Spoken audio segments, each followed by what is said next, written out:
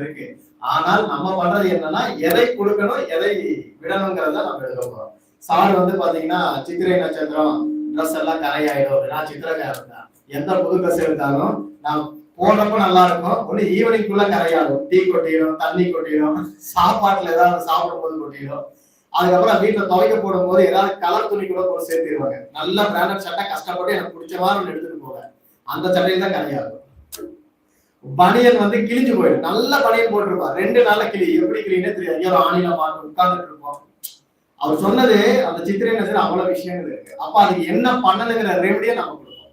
அப்ப சித்திரையை இயக்கக்கூடிய 22வது நட்சத்திரத்தை அன்னைக்கு அந்த புது துணியை போட்டீங்கன்னா அதுக்கு அதுதான் பரிகாரம். ஏன்னா அந்த அபிஜித் வெற்றி புள்ளின்னு ஒரு கான்செப்ட் இருக்கு. அப்ப நீங்க புது துணி போடும்போது சித்திரைக்காரங்களுக்கு ஆகிட்டே இருக்காது. 22வது நட்சத்திரத்தை தூக்குங்க, அன்னைக்கு போய் போடுங்க, அது எப்படி ஆகுதுன்னு பாக்கலாம்னு சொல்லிட்டு. அதனால நான் சட்டை எடுக்க போனாலும் அன்னைக்கு அந்த 4 நட்சத்திரத்துல தான் போடுவேன். அதே போல கரை ஆகாமல் மேக்சிமம் ட்ரை பண்ணலாம். அந்த நட்சத்திரத்துல வரைக்கும் போடுவேன் புது ட்ரெஸ் எடுத்துல. இப்ப தீபாவளிக்கு எடுக்கிற பண்ண முடியாது, அப்ப எடுக்கிற அன்னைக்கே ஒரு தடவை அங்க போட்டு பார்த்துருவாங்க. இது எல்லாம் பண்ணணும்னா இந்த பரிகாரங்கள் அப்படியே எடுக்க முடியும்.